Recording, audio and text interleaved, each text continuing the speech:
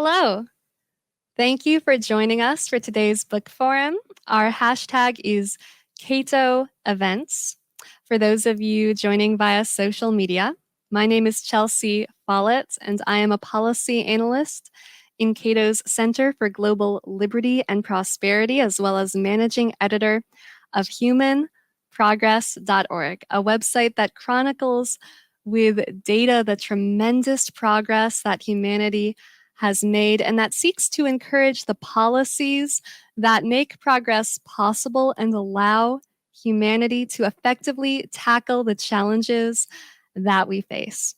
While environmental challenges such as climate change have perhaps received less attention than usual amid the global pandemic, they are undoubtedly challenges worthy of attention and worthy of optimism. The book that is the topic of our forum today gives reasons to oppose a despairing outlook and makes a strong case that humanity will be able to rise to the occasion and effectively tackle environmental problems such as climate change. Apocalypse, never. Why environmental alarmism hurts us all.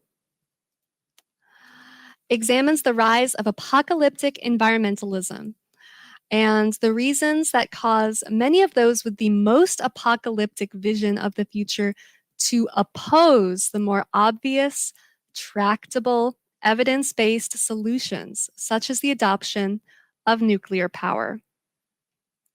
As a staunch advocate for the environment and a nonpartisan pragmatist, author Michael Shellenberger was dismayed to see many other leaders within the environmental movement engaging in despairing apocalypticism and becoming mired in partisanship. This book delivers an invigorating and encouraging message for those who care about the future of the planet. That message is that environmental progress is possible and in many cases is already underway.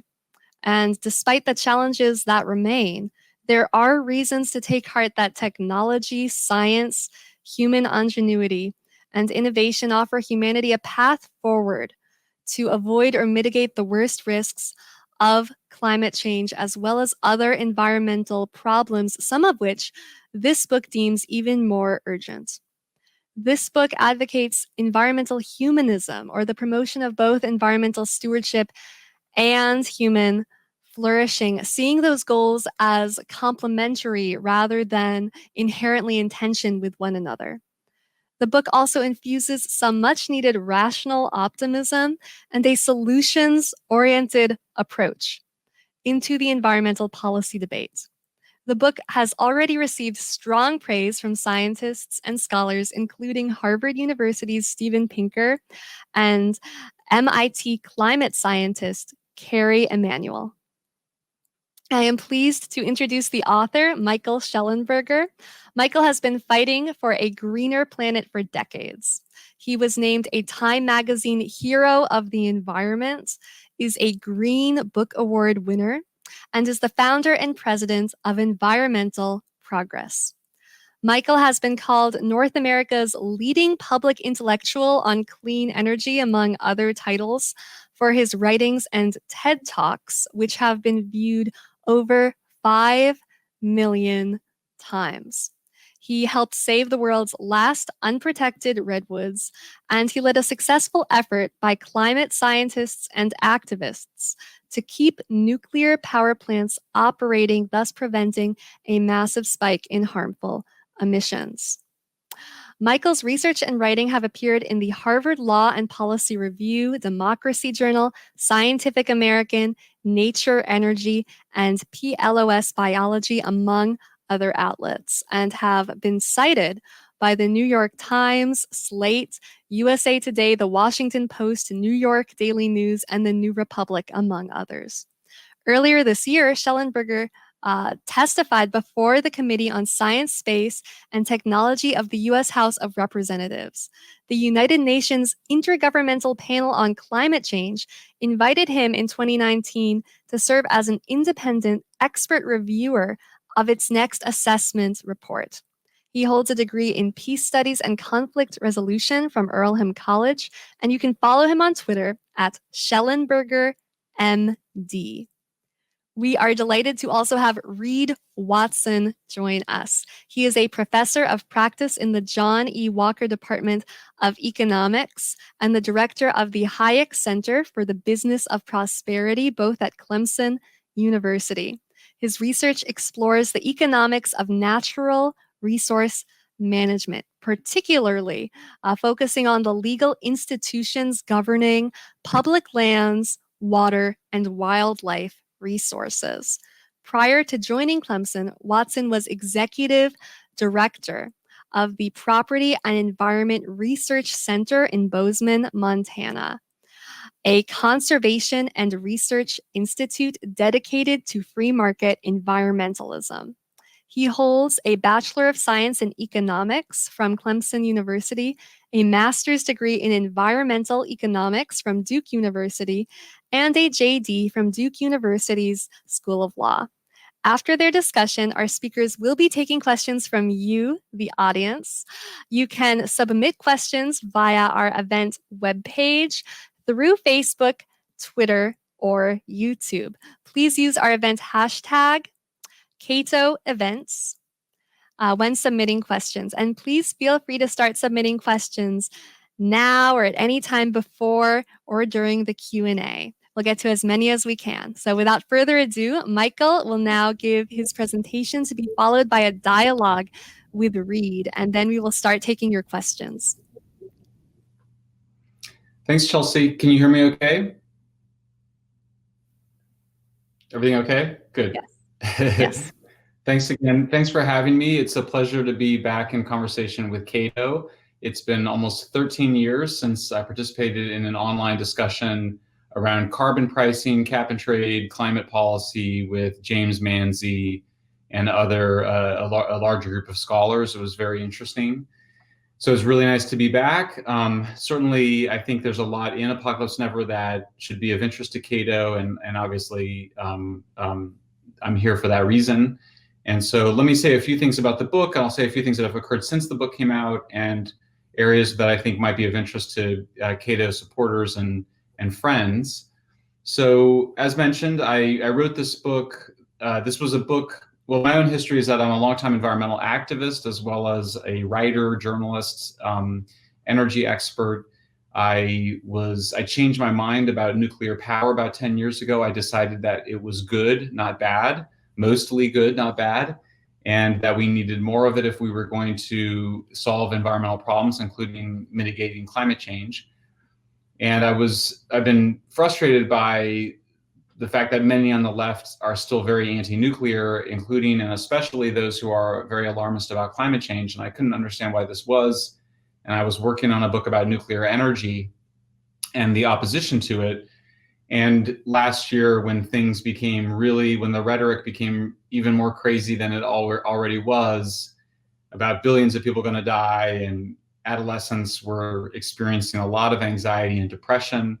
I have a 14-year-old daughter. She's fine because I talked to her about the science, but her friends are worried that they're not going to live long enough to have kids. And I think that's not okay. I think it's wrong. I'm also been long bothered by efforts to deprive poor countries of cheap, reliable energy, whether hydroelectric dams or coal plants or nuclear plants.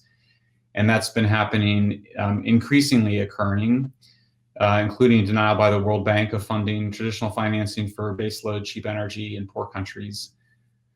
And then obviously I still wanted to address the concerns that people have about nuclear energy and explain what I think nuclear energy is and why it's so important at greater length than articles were able to do. So I had a lot of different motivations to write the book. I think those are in the book and you can see them.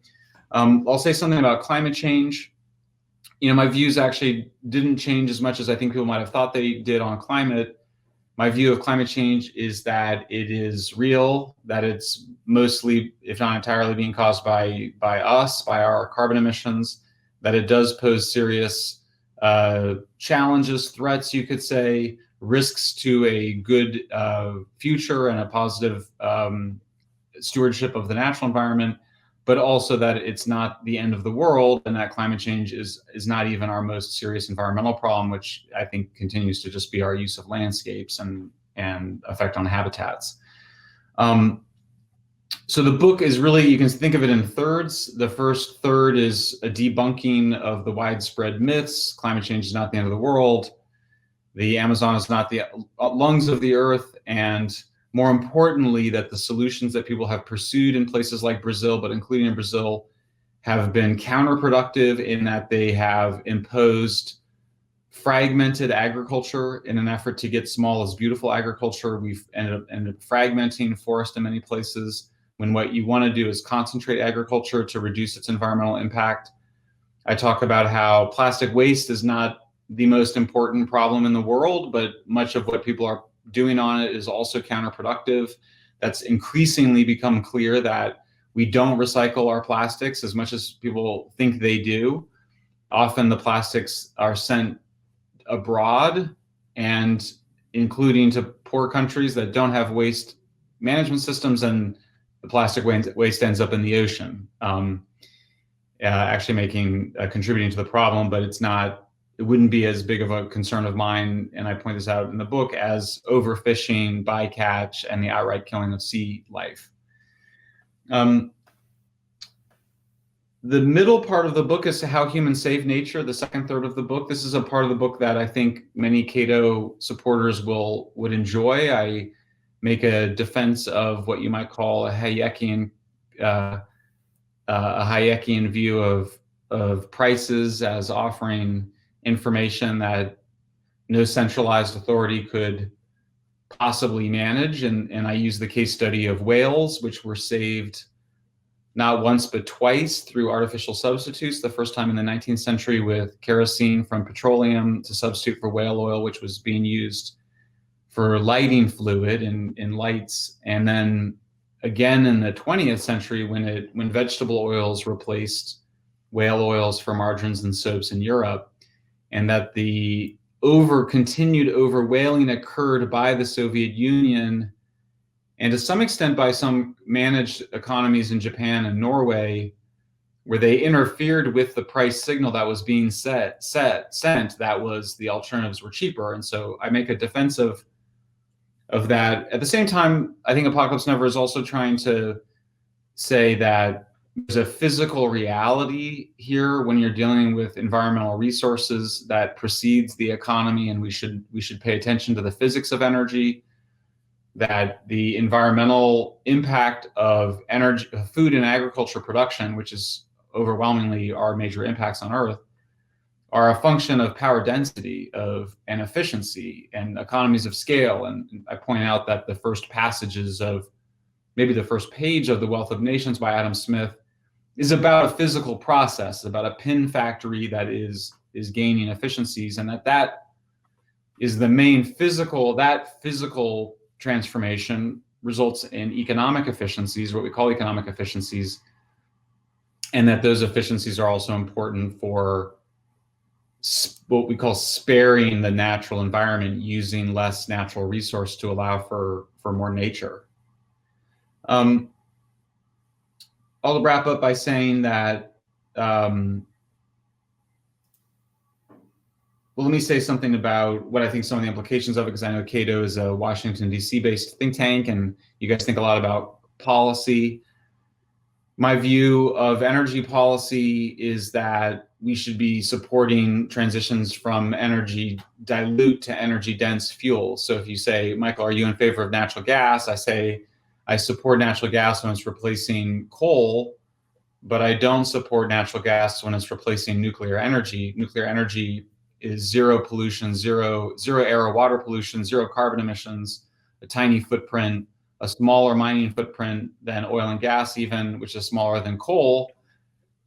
And so that gets to questions of nuclear energy, and nuclear energy, I point out, is a very special and very different technology from any of the fossil fuel technologies or other technologies, in that it has always been a dual use technology, and it's always been involved in questions of national security.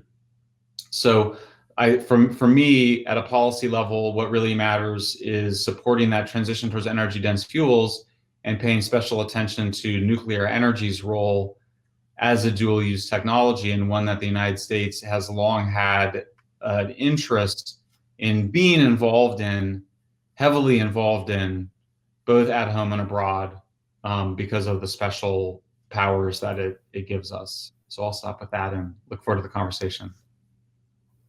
Thank you, Michael. Reed will now begin his dialogue with you before we open up to Q&A from the audience. And again, please feel free to start submitting questions. Now you do not have to wait until the Q&A begins to submit questions.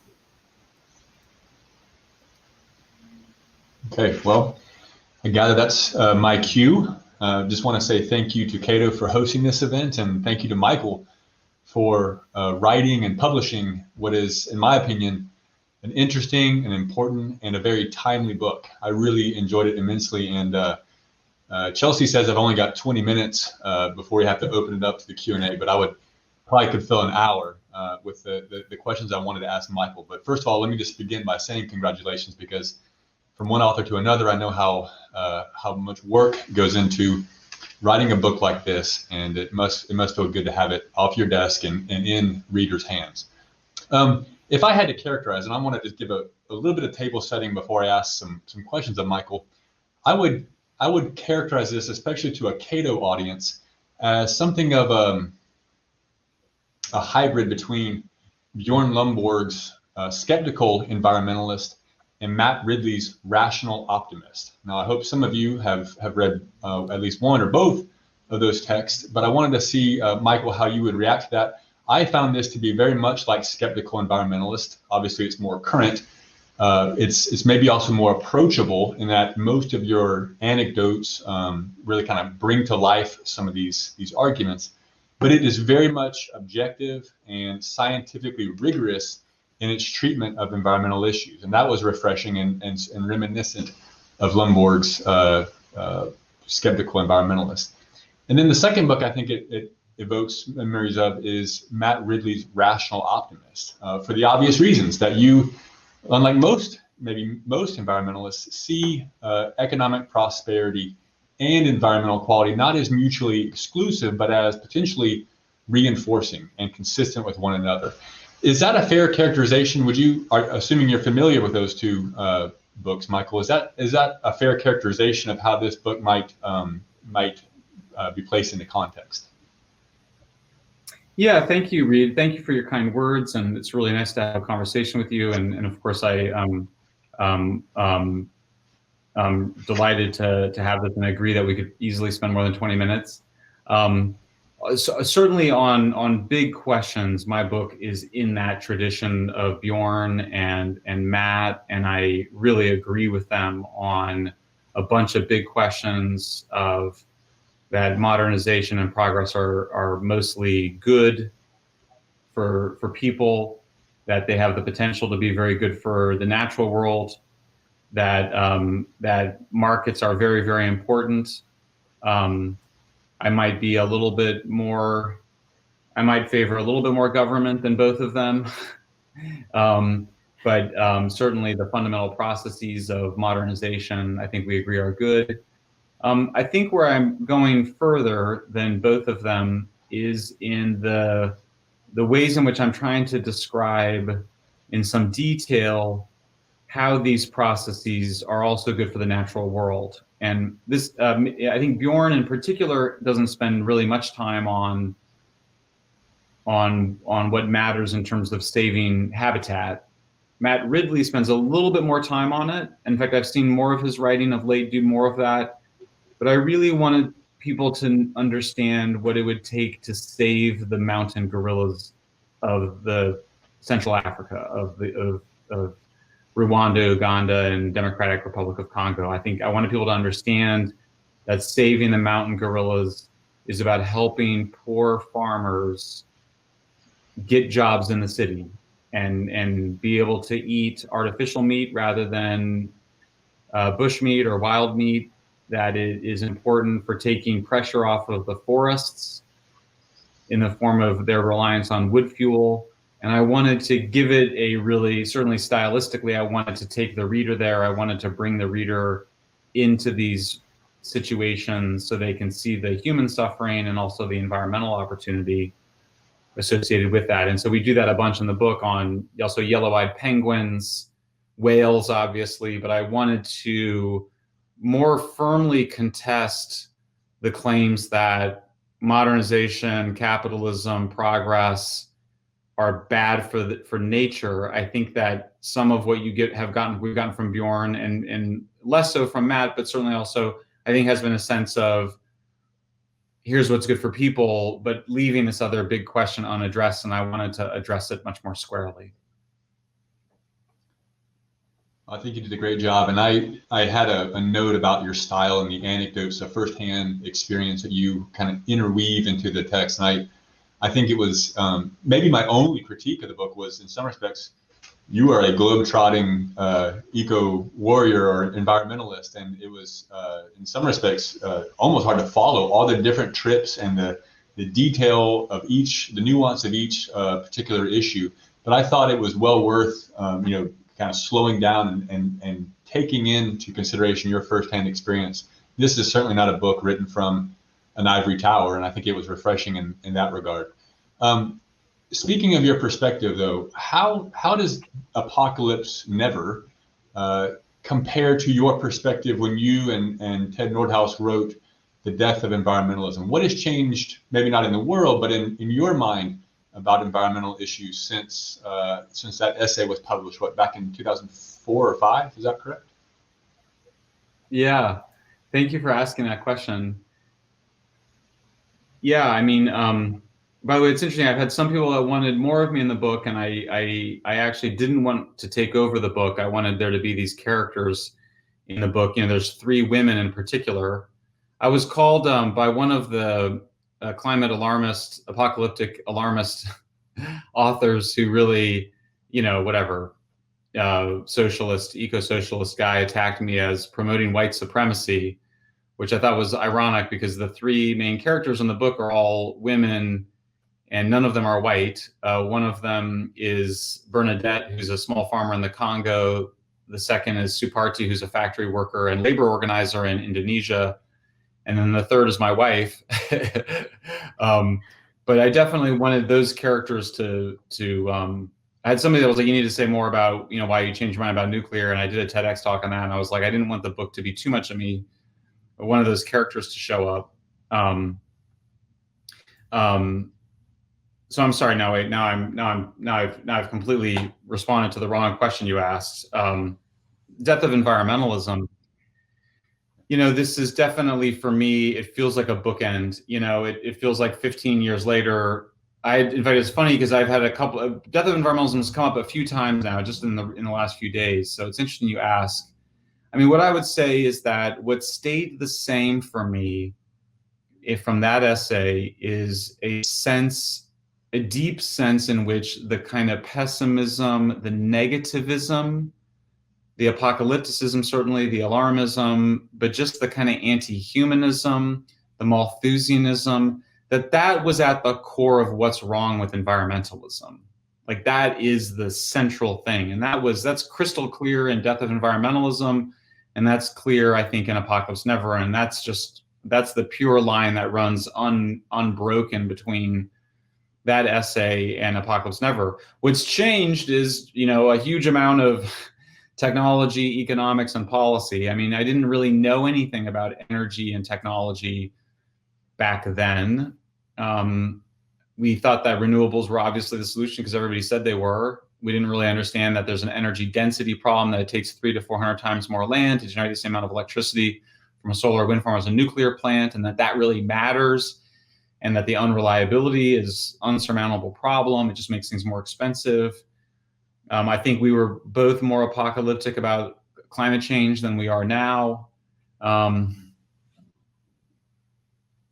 I think those are sort of the big things. I mean, the thing I'm kind of most proud of Death of Environmentalism is there's a line where we say, Martin Luther King didn't give the I Have a Nightmare speech. You can't make the world a better place if you're just going around talking about how terrible it is and how there's nothing redemptive or positive in any of that. And so I think it is a bookend. And in fact, the last chapter in Apocalypse Never in some ways speaks really loudly to that original essay, which just says, this has become the dominant religion of secular elites in the West. Apocalyptic environmentalism has.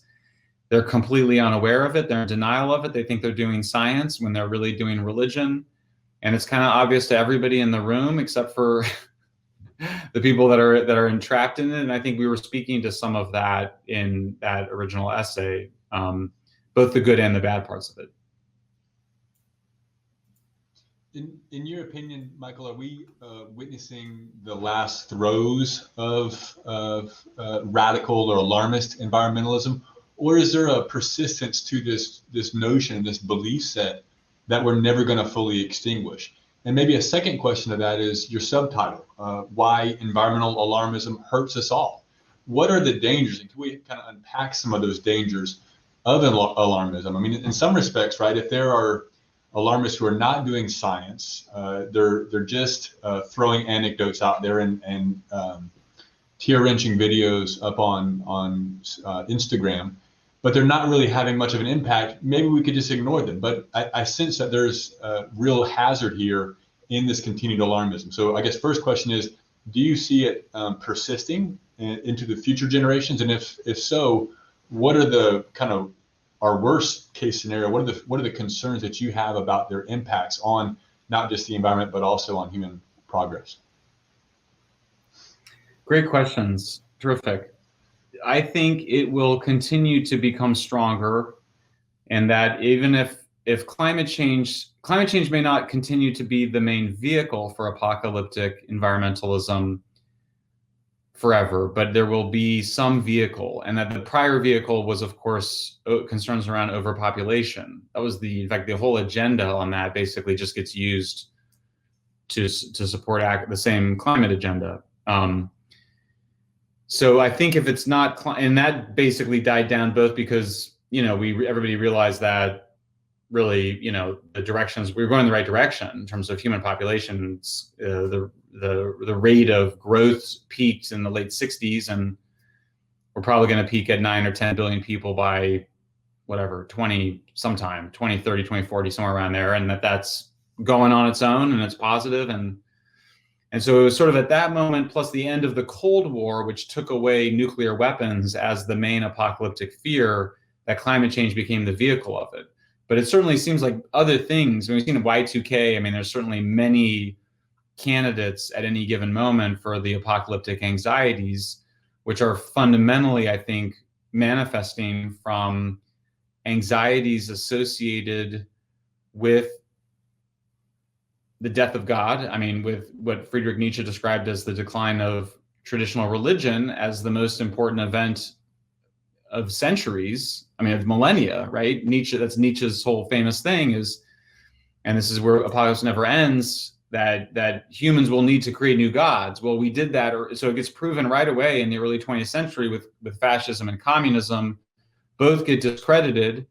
Malthusian environmentalism, which is this weird hybrid of reactionary, conservative, anti-enlightenment Malthusian ideology with socialism, with Marxist socialism. And even though Marx and Engels, as I point out, hated Malthus, they thought he was a stain on the human race. That was their language. Somehow it kind of creates this twisted, sinister hybrid of, and conservatives sometimes say environmentalists are watermelons. They're green on the outside, they're red on the inside. I think that's partially right, but there's also this reactionary anti-humanism that was new and was not in earlier versions of socialism. So I think if you think that secularism is the engine driving the desire for apocalyptic fantasies, then I think you have to think it'll keep going. I live in the Berkeley Hills, which is an upper middle class, highly educated, highly secular, and very white neighborhood. And there is somebody painting on the entire side of their house, a white lady, Black Lives Matter, and all the names of all the African Americans that have been killed by the police.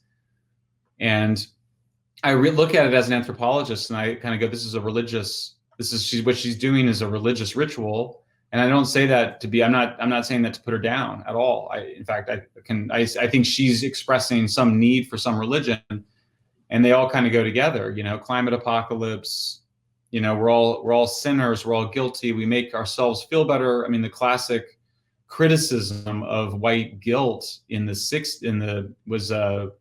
out 30 years ago, but white guilt is stronger than ever, and it's become religious, something John McWhorter writes about. So I kind of think it's going to increase. I think the real power to change it comes from conservatives, because it's on the left, it's so bullying and domineering and dominating, and it basically bullies moderate liberals to going along with a pretty sinister Malthusian agenda for renewables and organics imposed on the world. It is something to worry about. Of course it is, because it's trying to make energy and food scarce and expensive around the world. Of course we should be worried about that. It's a direct attack on the basis of progress and of civilization. So, I think in terms of what do you do about it? I mean, obviously I wrote the book because I think you have to push back on the facts. I think that conservatives have a special contribution here, in that I think we need a conservative environmentalism, which is something that has not really, I mean, you and your organization, and the folks at Free and, the whole Montana gang have done a lot of great work on the right in terms of what does that mean. I think we need a lot more of it. I think it's not necessarily just about markets, because I think markets are a part of it, but there's also this physical thing. And I think it also needs to be about a kind of vision of universal enfranchisement, some vision of the Enlightenment view that we should all be able to enjoy prosperity. That's a moral issue that most everybody agrees with, and you're left with only a radical fringe of Malthusians who really disagree with that. So in some ways it's really, truly, I believe this, that it's up to Cato and it's up to Heritage and it's up to AEI and others on the right to actually put forward a viable conservative environmentalism to challenge the radical left. Because I do think once you do that, your alternative will be more popular. But I don't think it's fundamentally about markets, and I don't think it should spend much time in climate skepticism, which I think is a dead end and just been really damaging to efforts to challenge the radical left. Well, let me follow up on that if I can, because you mentioned Hayek and you mentioned the whales and the signals that prices can send and the coordination that prices can achieve in society. So why is it not about markets? And granted, I'm biased. I worked at PERC for 12 years, and we advanced a notion of free market environmentalism. And I must say a quick shout out to my friends in Montana. They're making a concerted effort to more directly infuse those ideas in conservation policy. But why, in your mind, is it not about prices? You mentioned earlier that maybe you'd be an advocate of a little more government than Lomborg or Ridley. Why can't we just rely on prices to coordinate and signal scarcity, and thus have people conserve scarce resources such that we never run out? In your mind, why aren't markets enough? Yeah. Well, I think there's a policy question, and I think there's a more prior values or ideological or even spiritual question, which is that we actually, what's underneath the desire for markets is a desire for human well-being and human flourishing. And if markets did not support human well-being and human flourishing, then I wouldn't be in favor of markets. Like, I'm only in favor of markets because they do something. And there's certainly, everybody agrees there's situations where markets don't do the things that we want them to do. I think folks at Cato would argue that there's fewer of those maybe than I would. And that's an interesting conversation, though I think there's something else, which is just that I think that the way that conservatives have approached this issue has skipped past the values question to the markets tool. If you're going to go, markets are a tool. Yes, human freedom is an end in and of itself, but markets, if markets didn't lead to greater human freedom and greater human flourishing, then we wouldn't be in favor of them. So I think there's a prior aspect there. And then I think the second prior aspect is the physical processes themselves, which can be illuminated, which I tried to illuminate in the whales story. It can be illuminated with price. but there are prior physical processes related to power density, energy density, economies of scale, and efficiencies that I think need to be unpacked better than they have, because I think that the way people hear it is that if you just let people get rich, the environment will take care of itself. And I don't think that's been satisfying for reasons that are, for good and bad reasons. I don't think that's been satisfying for people, and that it needs to be unpacked. So more at that physical, but also at the values level. Chelsea, I don't know if I've got time for one more question before we open it up to the... Unfortunately, I do think we want to go to Q&A because we have so many questions, but thank you both for that fascinating discussion. In the course of your conversation, I believe the Cato Institute was characterized in passing as a conservative organization. So I just want to note the Cato Institute is a libertarian rather than a conservative organization. And if you look at Cato's work on areas like criminal justice reform, for example, the difference will become pretty clear to you. Sure. But we're now going to go to Q&A. So please submit questions via our event webpage through Facebook, Twitter, or YouTube. Again, the event hashtag is Cato Events. To ensure that we see your questions, please use the hashtag. I'd like to actually start us off by asking the first question directed at Michael. For the first time since 1972, so for the first time in 48 years, this year, the Democratic Party platform includes an endorsement of nuclear power, meaning that both major political parties in the United States now officially support nuclear power. Do you feel like this is a sign that the public as a whole is starting to move in a more practical direction when it comes to nuclear energy, and that some of the negative associations that have unfairly tarnished nuclear power in the public imagination may be beginning to dissipate? Oh, for sure. And there's a lot of signs that that's occurring, particularly among educated elites. It's less visible, or maybe just invisible, in a lot of the polling data. It did appear that you saw an improvement of the numbers in a Gallup survey last year. There was a Pew survey earlier this year that suggested that there wasn't a significant change, but I see the change very, very much so in the elite discourse, the news media. I think that most environmental journalists are much more open to nuclear energy than they were 10, 20 years ago. And I think our efforts had a lot to do with that. I think that millennials, I think Gen Z millennials are much more open than baby boomers or Gen Xers were. I think that it's become not okay to be a climate, it's hard to be taken seriously, increasingly hard to be taken seriously as somebody who wants to address climate change and being anti-nuclear. So that's all the good news. I think the bad news is that people continue to have a lot of wishful thinking about renewables that is used as a way to dismiss the need for nuclear. And I think that the underlying anxiety with nuclear, which is that it's a dual-use technology, that has the potential to be used by countries to make nuclear weapons, that is not going to go away. And actually, I think it involves a kind of, as hokey as it sounds, I think it requires a kind of spiritual evolution.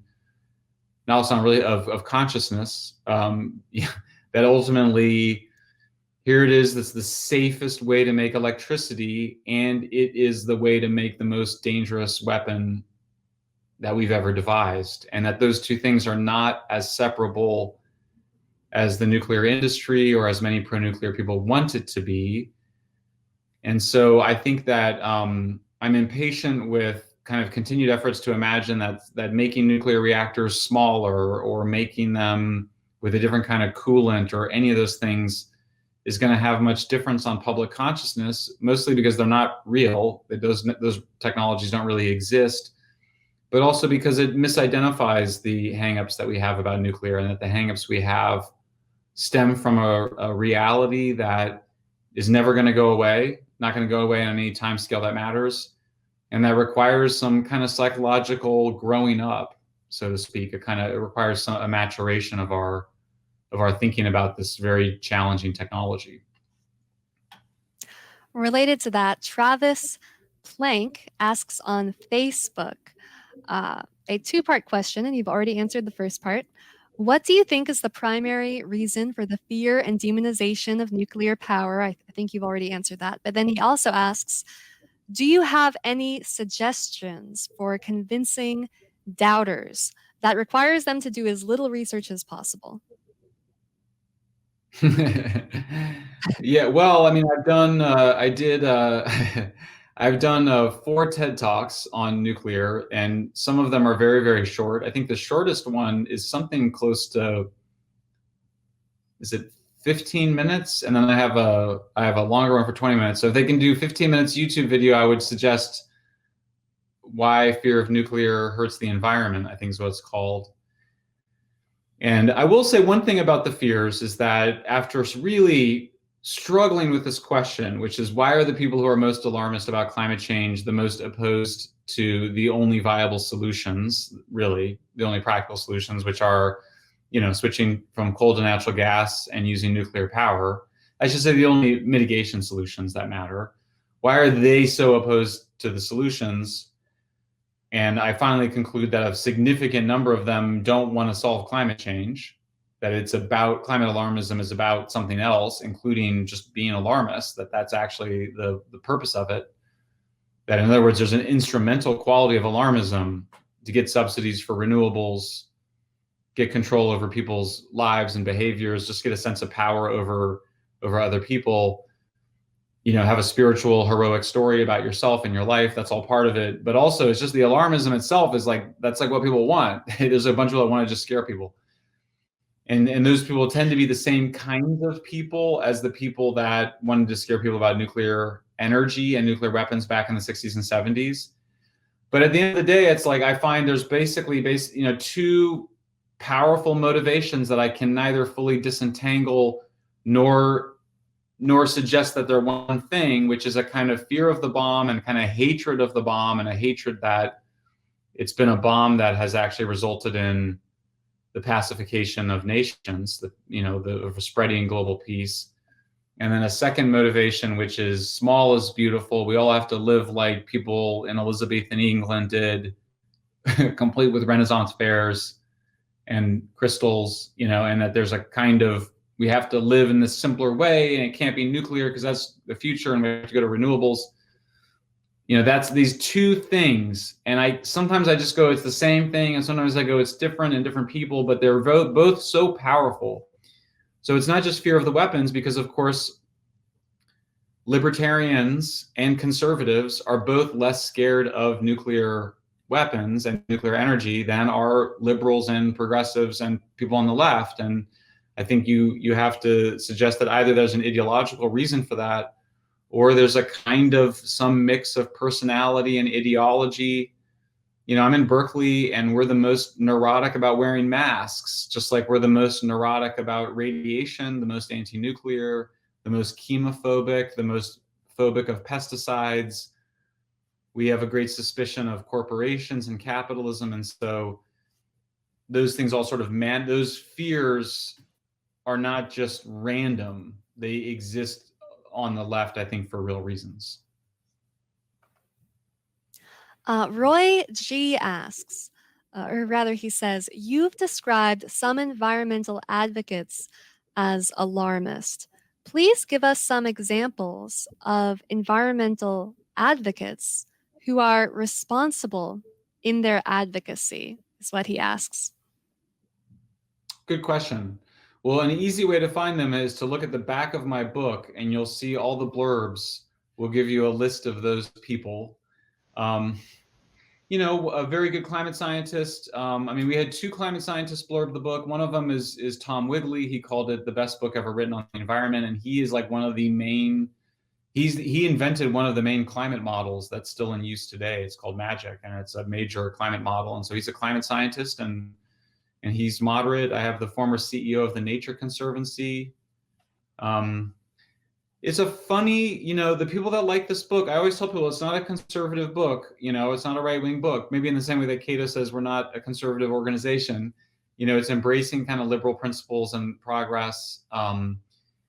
And so, there's people that support it, like Paul Robbins is a socialist environmentalist out of the University of Wisconsin, and he likes this book, but the CEO of the Nature Conservancy and the former chief scientist, tend to be more kind of corporate environmentalists. So it's funny. It's a funny mix of folks, but those are I wasn't being facetious. If you also Google praise for environmental progress, like the book is kind of a Rorschach test for a way to quickly discover who the moderate environmentalists are. But it's really all my heroes, by the way. I mean, those are all the people that ended up blurbing the book. We have a couple of different questions about nuclear waste. The simplest one, or the most succinct one, is from Mark, who simply asks, what should we do to handle nuclear waste? Yeah, so for me, the way I think of it is that the nuclear waste is why nuclear is the best from an environmental point of view. And what that means is that what you want as an environmentalist is you want to have modes of production, ways of producing food and energy. I mean, everything else, products and stuff like that, but let's just say food and energy, that produce the least amount of waste and use the least amount of resource. And the two things are obviously related. It's just, that's when we talk about the throughput, the mining and materials that are required to produce a given amount of food and energy. And the less of those inputs, then the smaller the waste byproduct. So a single glass of uranium that size can provide me with all the energy I need for my entire life. To get that uranium, it's incredible what they're doing now. I mean, basically they just they pump hot water into areas with uranium. It comes out of the ground. They don't even have to mine it. They don't have to really dig it up in the ways that we imagine mining would be. It's a tiny amount of resource. And then that fuel, that uranium fuel, at the end of the process, year and a half or 2 years, and then it's in cold water to cool off, and then it is stored on the site of production. That's the amount of waste. So like as an environmentalist, and it's not liquid, it's metal, it's the fuel rods. So as an environmentalist, I go, wow, I mean, explain to me again what the problem is. The waste is then stored at the site of production. The total amount of nuclear energy waste in the United States can fit on a football field stacked 50 feet high. There's tons of room at the existing nuclear plants to store waste for hundreds, thousands of years. I mean, the sites, they made them bigger than they needed to be because of the phobia around nuclear. There's a bunch of advantages of the phobias around nuclear. One of them is that these huge plants they don't need, so they have all this additional room. So for me, and if you understand every other form of waste production, fossil fuel waste is air pollution that shortens the lives, let's say, of 6 or 7 million, about 4 million people a year. Wood fuel, the smoke, shortens the lives of about 3 million people a year. Coal ash, there's the wastewater fluid from fracking. Solar panels produce 200 to 300 times more waste by volume as nuclear. It contains heavy toxic metals whose toxicity never declines. It all goes into landfills, all of it, or it gets dumped on poor countries in Africa, where in some cases they break up the solar panels. So humans are going to leave a waste byproduct on Earth, and the goal should be to leave as little of it as possible, and for that waste byproduct to be as safely contained as possible. And nuclear just literally defines the gold standard of waste management. There have been people in the nuclear industry, often with financial motivations, that want to dig a big hole in Nevada and bury it. There's no reason to do that. That's a religious ritual they're proposing to use taxpayer money to fund. There's no physical or environmental justification for it. You don't need it. The waste is perfectly safe, and in fact, it's great where it is. You should not want to move it. There's some people that want to reuse the waste as fuel for future reactors. Great. we should do the R&D for it. We've been doing the R&D for those reactors since the 1950s.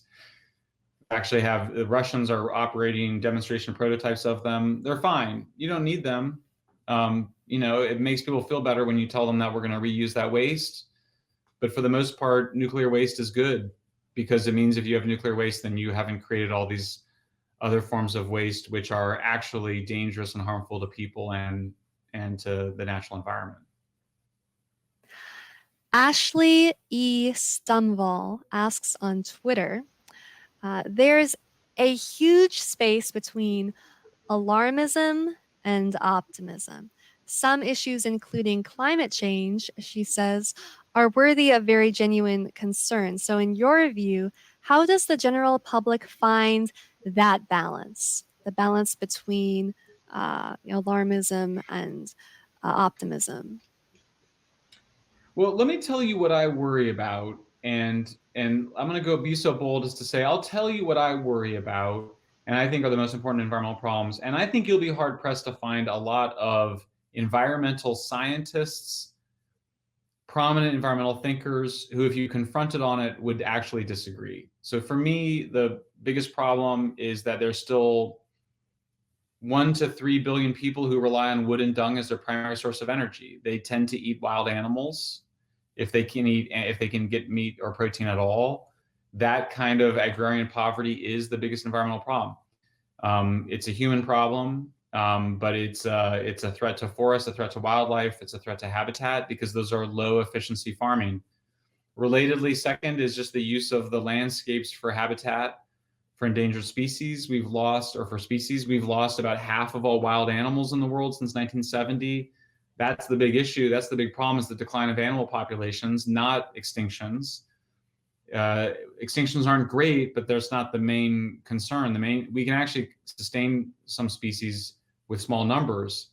And so we just end up having 1,000 whooping cranes or 1,000 mountain gorillas. It's not great. 1,000 yellow-eyed penguins. You'd like to see more of those.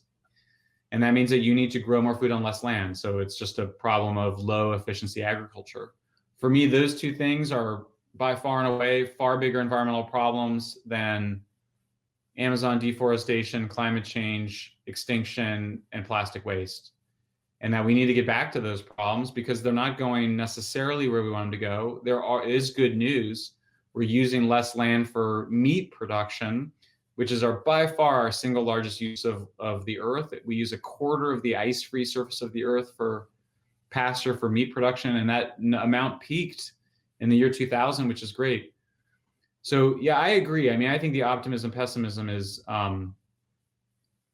not a great framing. It's a very simple framing. I don't mind it when people call me an optimist, but if you ask me how is wild fish stocks, I would say not great.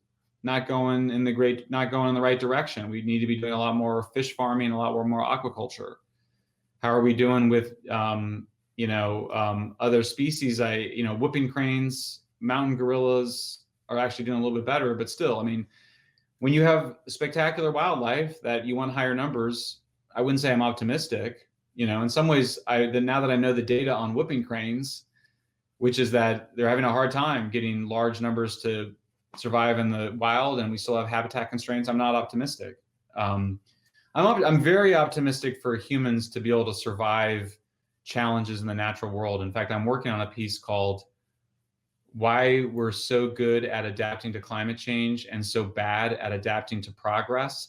I just think a number of our biggest problems, from political polarization to anxiety and depression and what we call homelessness, which is really an addiction and mental illness crisis, these are problems, and the social media addictions.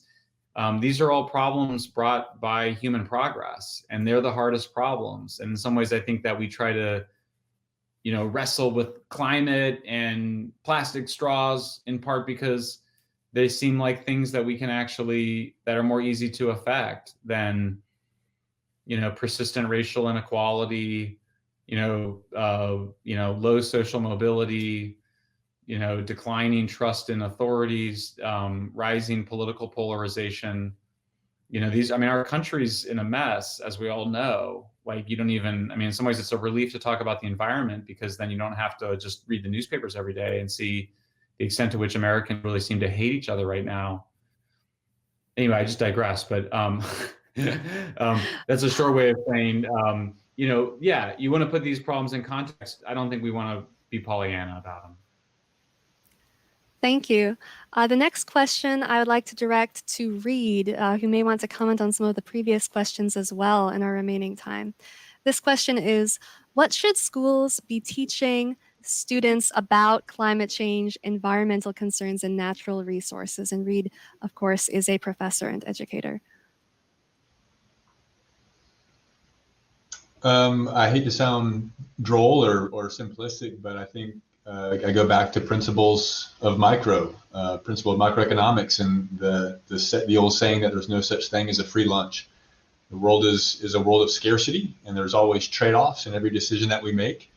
For me personally, it's refreshing to hear Michael talk about environmental issues through sort of a marginal cost, marginal benefit lens. Now, he didn't use those terms, but that's one of the concepts that he's applying. So, I think especially the younger the students are, the more you can just say, look, we can address almost all of these issues, but what is it going to cost us to do that? And what are we willing to give up? There was a question earlier about alarmist environmentalism and who are some of the more reasonable or responsible ones. And I started to chime in there that the environmentalists who are humanist environmentalists, and inherent in that description of a humanist environmentalist is a recognition that there are trade-offs, and it's sometimes very difficult to trade or to compare whooping cranes to economic prosperity. How do you make those comparisons? It's not easy. It's not clear cut always, but to simply recognize that everything comes at a cost. Everything has an opportunity cost. Our audience has they could be somewhere else. They're facing an opportunity cost. They could be somewhere else, but they're here with us. That's the thing, I think, when we view environmental issues through that lens, not just the nirvana fallacy of would we solve everything? Of course we would, but we can't solve everything. We got to pick and choose. That's the lens I try to invite my students to apply to the environment. Did you have any comments on any of the other previous questions as well? So many of them could apply to your expertise as well, Reed. Oh, thank you for asking. But no, I think those are great questions, and they fortunately answered or asked some of the same questions I was going to ask Michael. I guess one question that wasn't asked of Michael was what are the issues, and he addressed this a little bit, but what are the issues that you would tackle right now? What are the ones? Where's the low-hanging fruit, so to speak, for a libertarian conservationist that you've studied, Michael? Well, thank you. That's like a great way to wrap up too. I mean, I think for me, I think there's, like I said, I'm in favor of like natural gas replacing coal, but I don't think the natural gas industry or the technology needs any help. At least not from me or from environmentalists.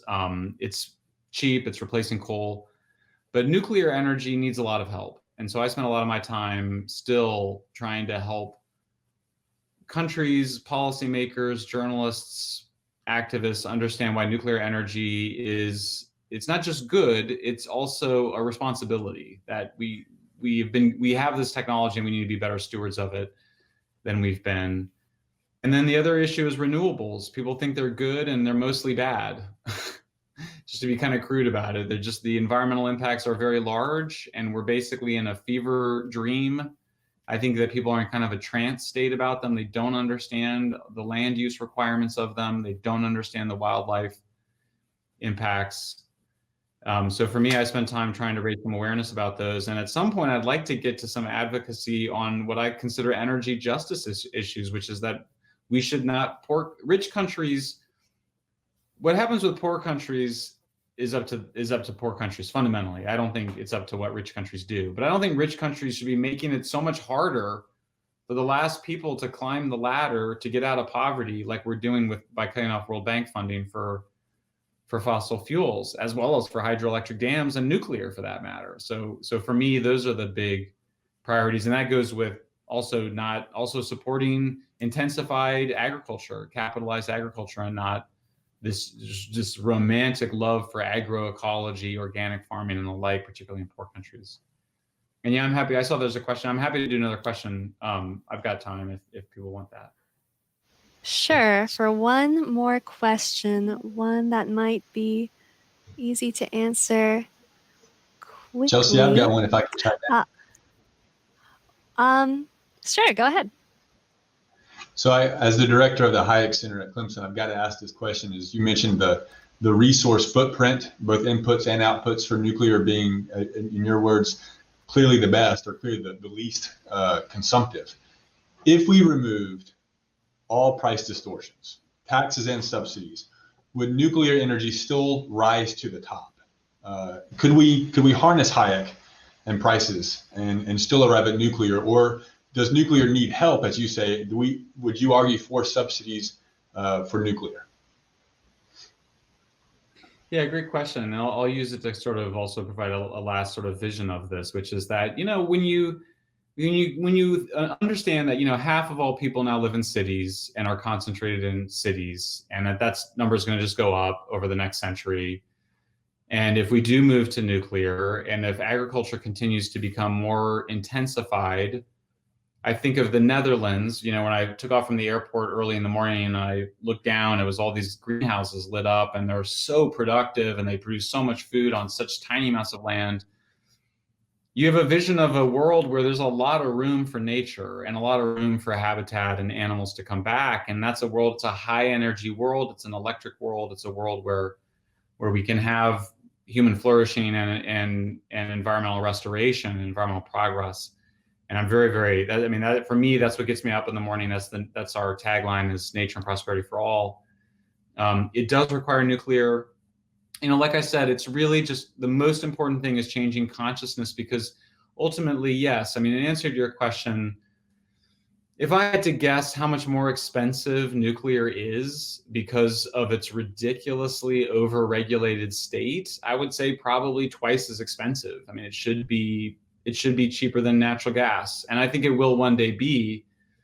The problem has been its over-regulation. Literally the bike racks are nuclear grade, but I will say, the flip side of it is that the Koreans managed to build nuclear plants faster and cheaper than they built coal plants because they just had so much experience. So experience can overcome the over-regulation in the case of nuclear. So to answer your question, does nuclear need subsidies? In most cases, what it really needs is it just needs to know that it has a guaranteed customer. So we're right now advocating, I'm with a former Extinction Rebellion activist, actually, in Britain. We're advocating for building 2 more reactors identical to 2 reactors that are already in construction. And if the government gives approval to that project, the money that finances it will be private money. Like, it'll be pension funds, it'll be conservative, low yield, low risk money, because it's been guaranteed by the British government. So is the guarantee a form of subsidy? I don't know. I guess so, although certainly no public money's gone into it. But you just need, with a project like that, whether it's like a bridge or a tunnel, you might have private contractors building it, but at the end of the day, you do need the society through the form of the government to say, yeah, you can build that nuclear plant. And so for me, I just think it's not as much about, is it